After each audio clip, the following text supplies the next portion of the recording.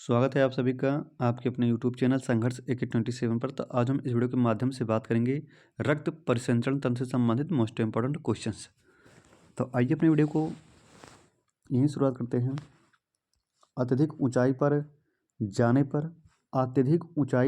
जाने पर यदि आप ज़्यादा ऊंचाई पर जाते हैं तो मानव शरीर में जो लाल रक्त कणिकाओं की संख्या पर क्या प्रभाव पड़ता है, तो लाल रक्त कणिकाओं की संख्या में वृद्धि होती है। यदि आप बहुत ज़्यादा ऊंचाई पर जाते हैं तो क्या होता है, आरबीसी की संख्या में अधिकता होती है। एनीमिया रोग किस पोषक पदार्थ की कमी के कारण होता है? फॉलिक एसिड की कमी से भैया एनीमिया रोग होता है। ये पोषक पदार्थ है एक। एनीमिया रोग किस पोषक पदार्थ की कमी के कारण होता है? Folic acid. वैसे तो ये देखा जाए तो एनीमिया रोग जो है खून की कमी से होता है। मानव शरीर की सबसे लंबी सिरा कौन सी है? ग्रेट सैफिनस सिरा है जो कि पैर में फंसित होती है। श्वेत रक्त कणों की कितनी संख्या होने पर रक्त कैंसर होता है? श्वेत रक्त कणों की कितनी संख्या होने पर रक्त कैंसर होता है? तो 12,000 बटे सीसी की संख्या अगर रहेगी, या बोले तो इंग्लिश में 12,000 अपॉन डबल सी। रक्तदाब के उपचार में किस पौधे का प्रयोग किया जाता है?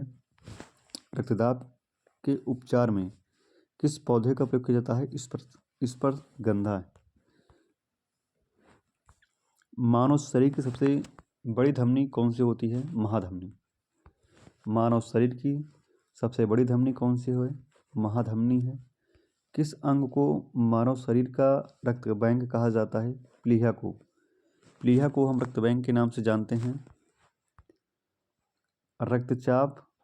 रक्तदाब मापने के लिए किस उपकरण का प्रयोग किया जाता है? स्फेग्नोमैनोमीटर का। रक्तचाप तथा रक्तदाब को मापने के लिए जिस उपकरण का हम प्रयोग करते हैं उस उपकरण का नाम है स्फेग्नोमैनोमीटर।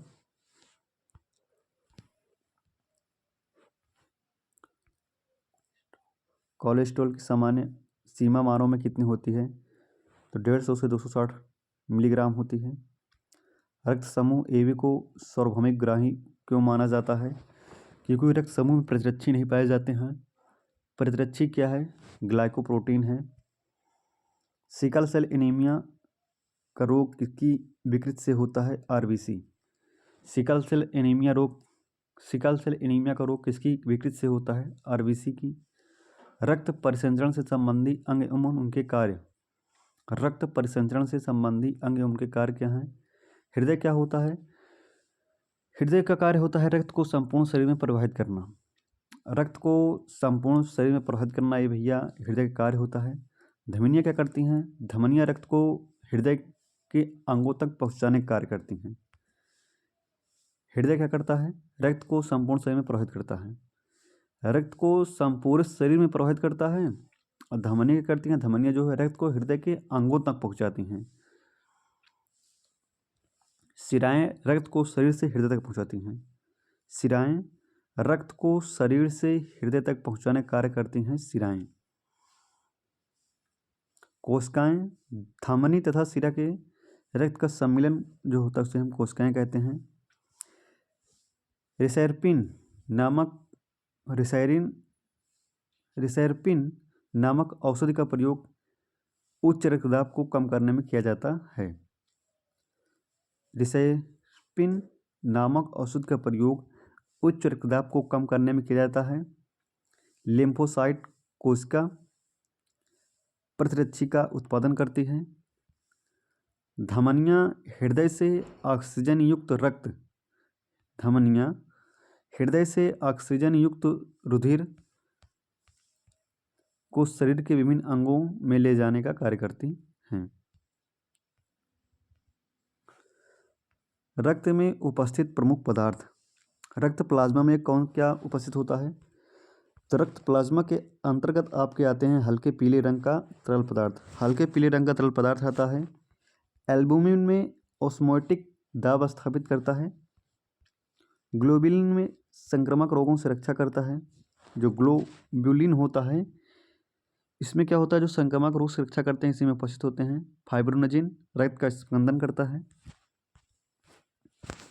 कणिका विहीन रक्त का तरल भाग क्या कहलाता है? प्लाज्मा। रक्त का तरल भाग, एक क्वेश्चन था आपके बीपीएससी में आया है। कणिका विहीन रक्त का तरल भाग, जहाँ पे दिख जाए रक्त का तरल भाग वो है प्लाज्मा। रक्त का तरल भाग क्या है भैया? प्लाज्मा।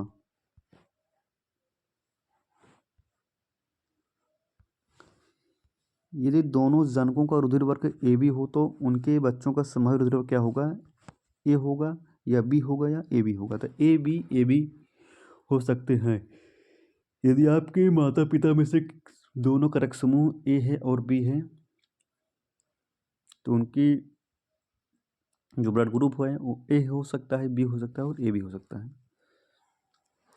स्वस्थ रक्त के मनुष्य में प्लेटलेट्स की संख्या कितनी होती है? तो 1.5 लाख से 4.5 लाख होती है। एक वयस्क मनुष्य के रक्त में प्रति 100 मिलीग्राम में हीमोग्लोबिन की मात्रा कितनी होती है? 14.5 ग्राम होती है। ट्रिप्सिन ट्रिप्सिन एवं टाइलिन एंजाइम पाचक में सहायक होते हैं। पाचक में सहायक 3 एंजाइम होते हैं, पेप्सिन ट्रिप्सिन टाइलिन। माता पिता के रक्त समूह के आधार पर बच्चों में संभावित रक्त समूह और संभावित रक्त समूह और असंभावित रक्त समूह। ओ है, यदि पेरेंट्स का रक्त समूह ओ है, मतलब माता का भी रक्त समूह ओ, पिता का भी रक्त समूह, अगर यदि ओ होगा तो जो बच्चे का रक्त समूह होगा ओ होगा ए, और ए बी रक्त समूह नहीं हो सकता है।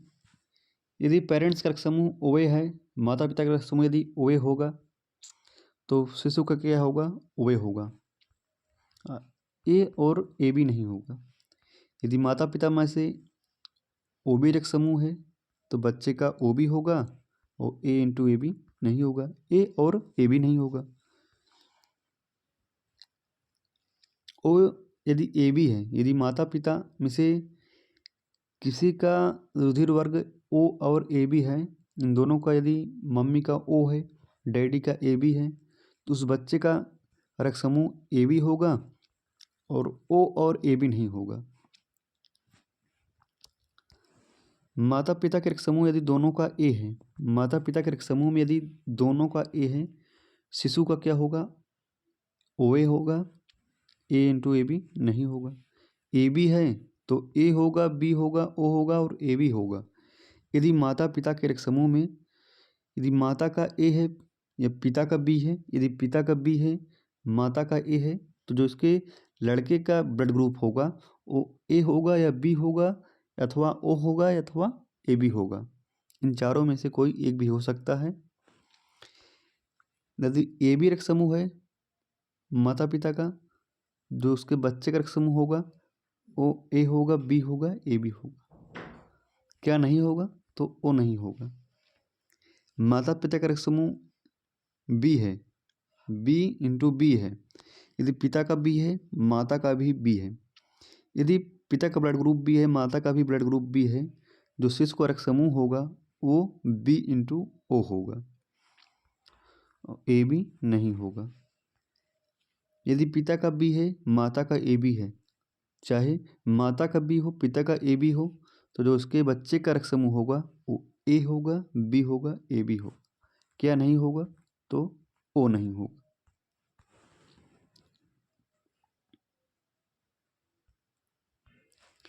यदि माता पिता का रक्त समूह ए बी है, A B into A B, यदि पिता का भी ए बी है माता का भी ए बी है, तो उसके शिशु का रक्त समूह होगा वो ए होगा, बी होगा, ए बी होगा और ओ कभी भी नहीं होगा। समान रूप से आरबीसी की आयु कितनी होती है? 100 से 120 दिन होती है। रक्त में ग्लूकोज की मात्रा में वृद्धि को क्या कहते हैं? हाइपरग्लाइसीमिया कहते हैं। हाइपरग्लाइसीमिया कहते हैं रक्त में ग्लूकोज की ज़्यादा मात्रा हो जाए। रक्त संबंधी समस्याएं, उच्च रक्तदाब को हम हाइपरटेंशन कहते हैं। उच्च रक्तदाब को हम क्या कहते हैं? हाइपरटेंशन कहते हैं। निम्न रक्तदाब को क्या कहते हैं? हाइपोटेंशन कहते हैं। उच्च रक्तचाप को हाइपरटेंशन, निम्न रक्तचाप को हाइपोटेंशन, हीमोफीलिया को कहते हैं अघात से रक्तस्राव कहते हैं, आरक्तता को कहते हैं हीमोग्लोबिन की कमी कहते हैं। तो आई होप मेरे दोस्त ये वीडियो आप सभी को पसंद आई हुई। Thank you. जय हिंद, जय भारत, वंदे मातरम।